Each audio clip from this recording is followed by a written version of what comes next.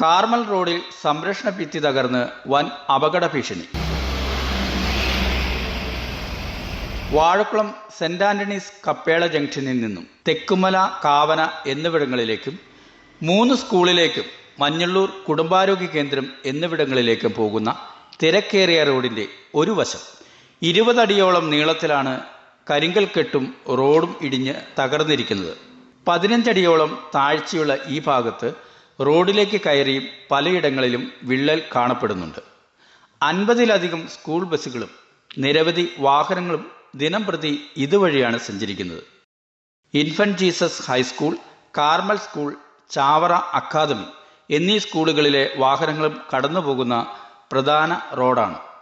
സമീപമുള്ള പുരയിടത്തിലെ മരത്തടികൾ വെട്ടി വാഹനത്തിൽ കയറ്റിയപ്പോഴാണ് അപകടാവസ്ഥ രൂപപ്പെട്ടതെന്ന് പറയപ്പെടുന്നു.